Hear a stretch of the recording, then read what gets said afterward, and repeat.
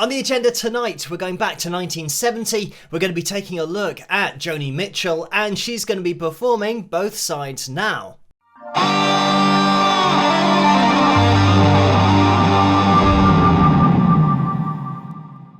Hello, Phil here from Wings of Pegasus, and welcome to another analysis video. If you enjoyed this video, please give it a thumbs up and subscribe.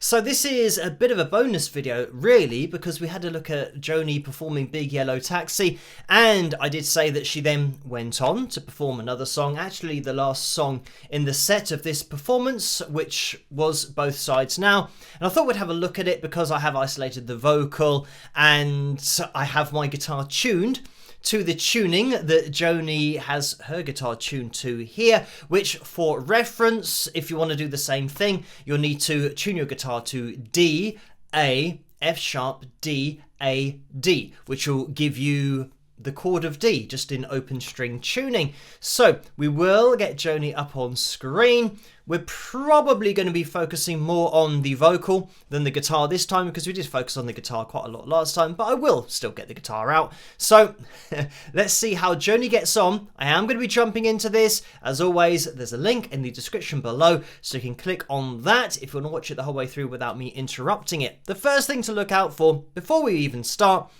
is the way that Joni slides her capo up a fret, and she does it so quickly, blink and you'll miss it. So at the moment we're on the 4th fret here, and she slides it up to fret number 5 just while everyone's clapping and gets straight into her next song. So let's have a listen, see how she gets on.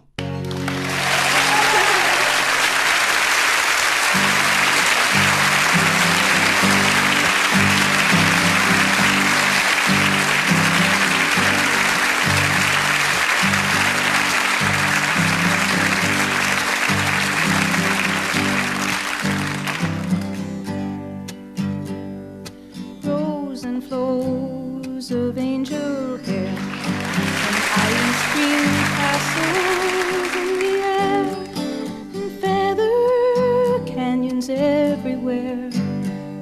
I've looked at clouds that way, but now they only block the sun. They rain and snow on everyone. So many things I would have done, but clouds got in my way.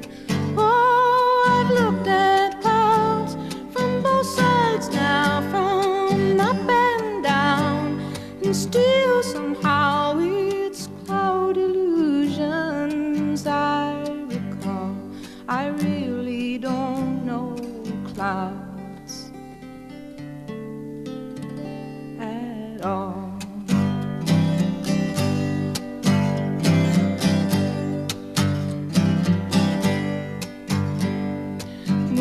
And Junes and Ferris wheels, the dizzy dancing way you feel as every fairy tale comes real. Oh, I've looked at love that way, but now it's just another show. You leave 'em laughing when you go, and if you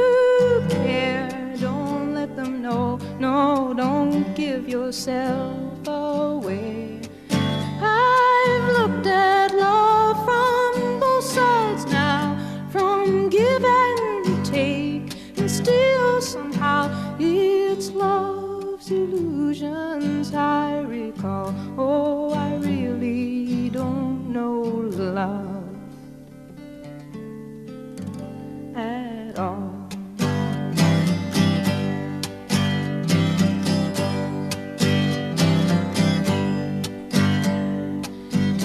And fears and feeling proud to say I love you right out loud. Dreams and schemes and circus crowds, I've looked at life that way. But now old friends are acting strange. They shake their heads, they say I've changed. Well, something's lost, but something's gained in living every day.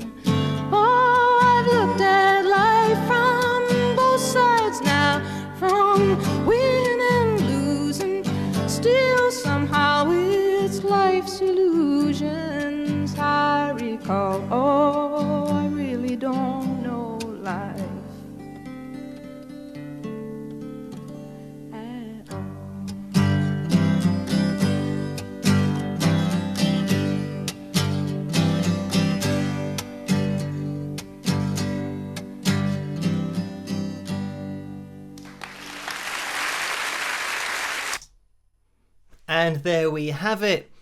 I mean, first of all, this song, the way that it just ebbs and flows, and really when you're listening along to it, it doesn't follow the pattern that you're expecting. Just when you're thinking that the verse might end, Joni will keep on singing, and then when you think you're in the chorus and that's going to finish, then there's another bit kind of added on to the end of it. So you don't really get what I would say is a strict setup song-wise in terms of having, you know, a verse and then a chorus, or even a verse, pre-chorus, chorus, and then verse, pre-chorus, chorus, and having everything set out, you know, for, you know, 8 bars or 16 bars. So it's great because you're just on the journey of the song and you just let yourself go along with it, because it's not going to finish where you expect it to. And by doing that, it means that you're going to be listening to every part of the song as intently as the previous part. Because sometimes when you already know the progression and you know how long the vocal and the chords are going to go on for, you kind of know your destination before you get there. Whereas Joni just takes you along that journey, and where you're thinking the journey ends, it doesn't, it continues. She's obviously got a capo that isn't like this, where you have to screw it on. You know, I'd have to undo this, move it, do it up again. In order to move it, it's not going to be very quick. But if you've got one that clamps on and clamps off, then yeah, you can alleviate the pressure on the strings, slide it and let go. It's exactly what Joni's done here. And what you'll also notice about this particular song, it's the same shapes that we've just used in Big Yellow Taxi, but obviously the keys changed. We've gone up a semitone. And if I was going, I'm trying to now think of Big Yellow Taxi with both sides now in my head. So anyway, we'll stick with both sides now, but it's exactly the same. Oh, okay.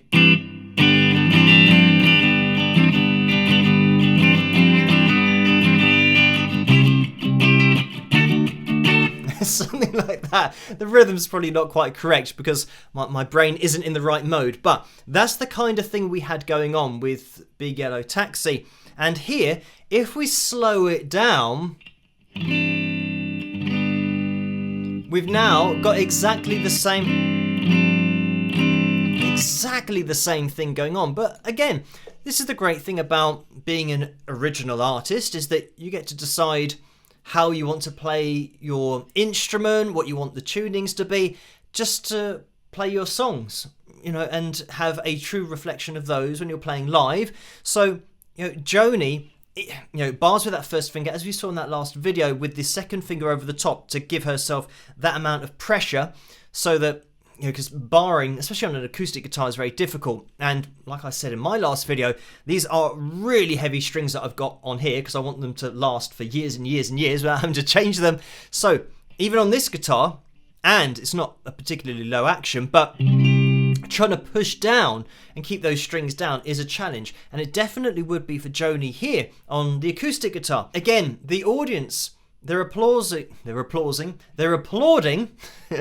and Joni waits for that applause to finish before actually starting the vocal. I mean, a lot of singers would just start singing, but, you know, Joni just wants everybody to be able to hear what she's singing about.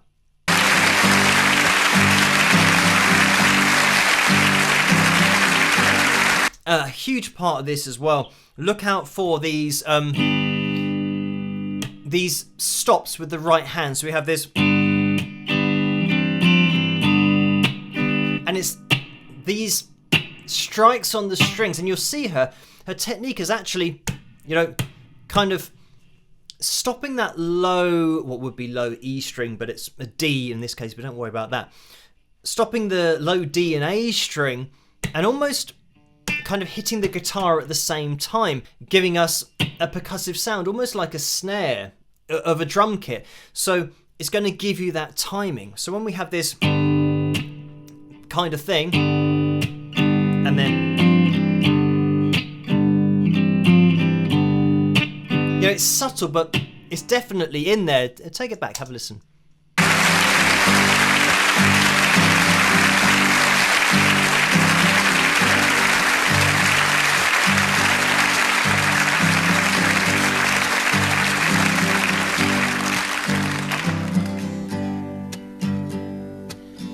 And even there, we had the...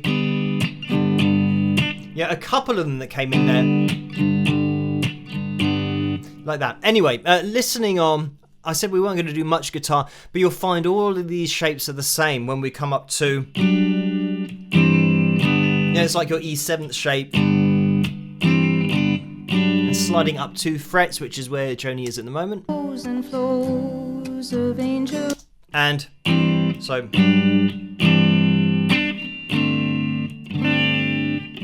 And just sliding that, or placing that second finger, now 2nd fret of your D string, and then just back to the open strings. So, all the same shapes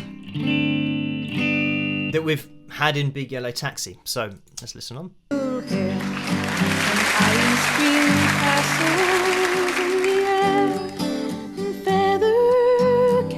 Everywhere I've looked at clouds that way, but now they only block the sun. They rain and snow on everyone. And there, where we've got our...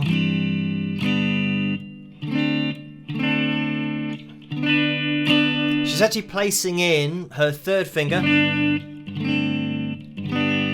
as she moves up the guitar there. You can just hear that on that high E string. But this isn't going to be an instructional video. Let's just listen on. So many things I would have done, but clouds got in my way. Oh, I've looked at clouds. And you see there what I was saying about the song just continuing. At that point, you are expecting a break between verses, because that's where it would naturally sit. And we tend to always listen to songs in segments. Even though we don't know that we know it, we do know how many bars there should be in a particular section, or how many bars there are commonly. From both sides now, from up and down, and still somehow it's cloud illusions I recall. I really don't know clouds at all. I mean, that's really cool there as well, where we had this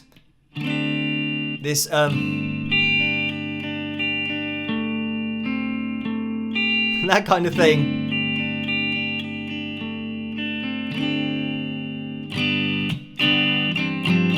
And then we kind of get back into the riff.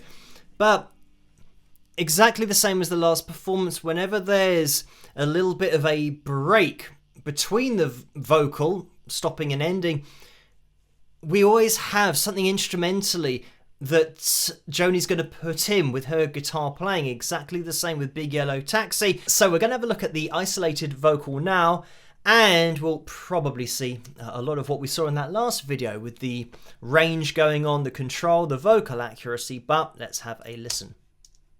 Flows and flows of angel hair, and ice spring castles in the air, and feather canyons everywhere. I've looked at clouds that way, but now they only block the sun. They rain and snow on everyone. So many things I would have done, but clouds got in my way. Oh, I've looked at clouds from both sides now, from up and down, and still somehow it's cloud illusions I recall. I really don't know clouds at all.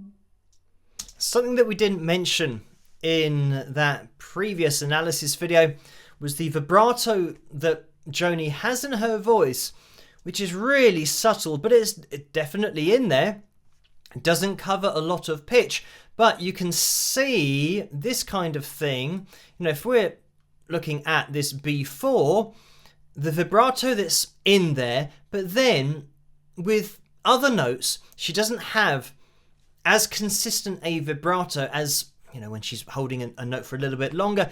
And this is the point, and the reason why it sounds more like a folky vocal, even though we're covering loads of pitch here, as we said in that last video. Her range is just amazing, the way that she just floats up to those really high notes and then back down into chest voice. But it always sounds like a talking voice because it's not overly singing. She's not applying too much vibrato. It's not too wide, because if she was doing that, then you would lose that sound of a story. So have a listen to this. Oh, I've looked at clouds from both sides now.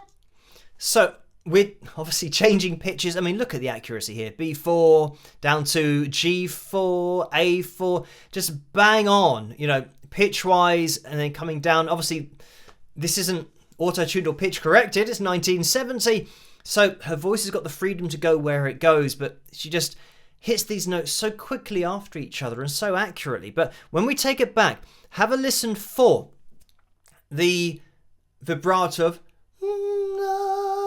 the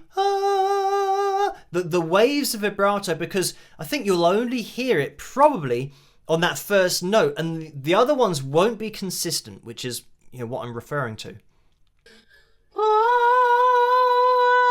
So there.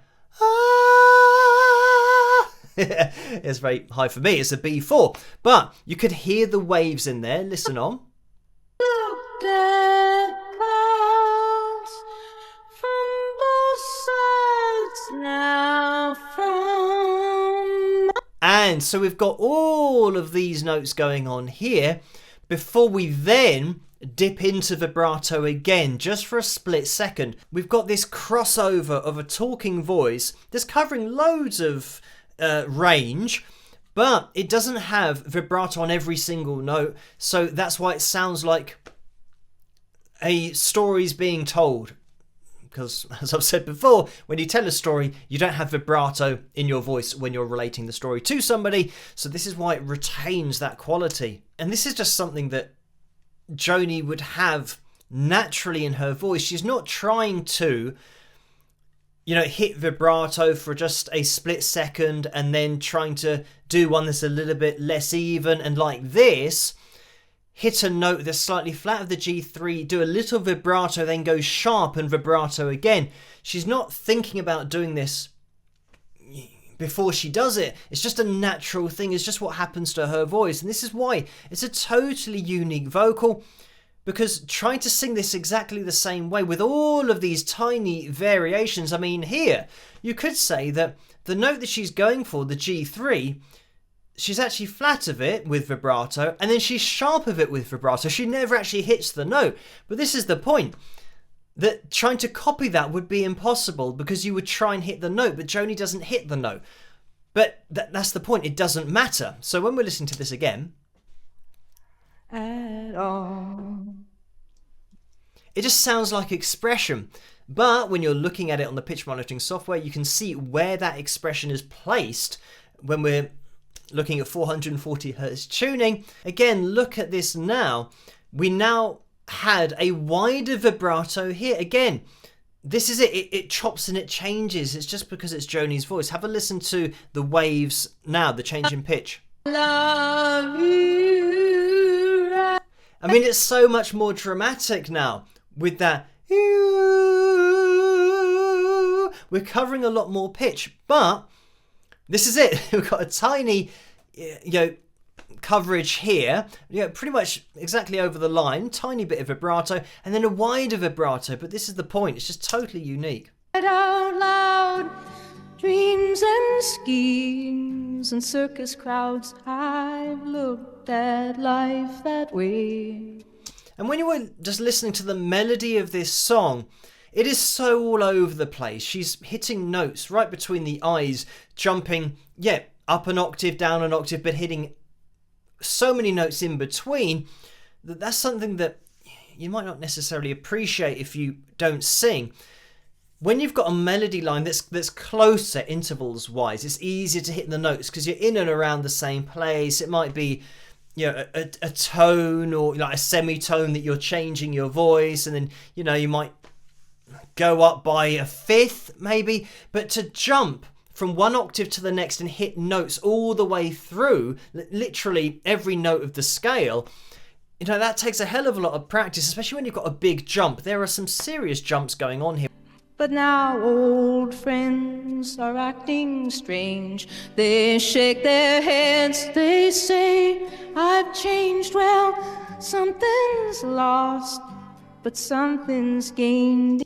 Like that, going, something's lost, and going, oh, you know, going all the way down from what would have been, what, A sharp 4, B4 down to the C4. Such a, I was saying about, you know, 2 or 3 semitones, maybe 5.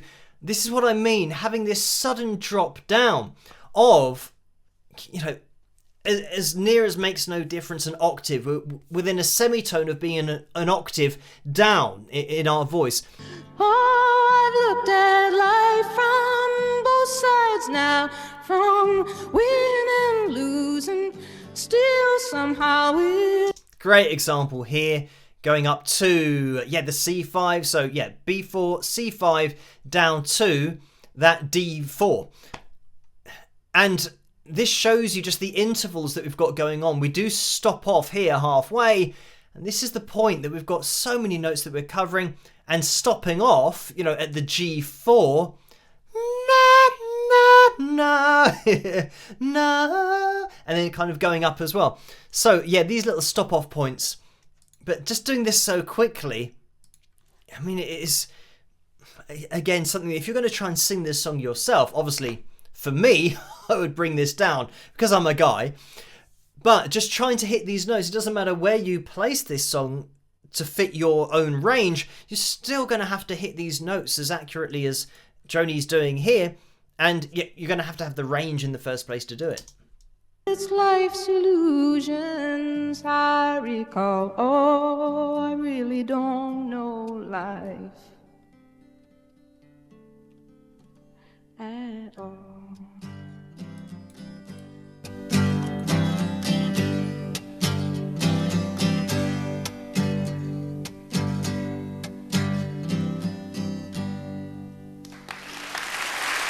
And there we have it, right at the end there. When I turned up the guitar, you could start hearing those percussive taps, strikes on the guitar, and the stopping of the strings that I mentioned earlier. But yeah, a great performance again to take a look at. This was going to be a bit of a bonus video. I thought that we'd do this one quite quickly because of the previous analysis video, but once again, looking at Joni Mitchell, there's so much to point out about just what seems like a basic, straightforward performance, because she makes it look really easy and seams it together so seemingly easily. So thank you guys for requesting Joni Mitchell to take a look at. As always, keep those suggestions and requests coming in the comments section below. Let me know what you guys think, and if you did enjoy this video, please give it a thumbs up and subscribe, and I'll catch you guys at the next one. Rock!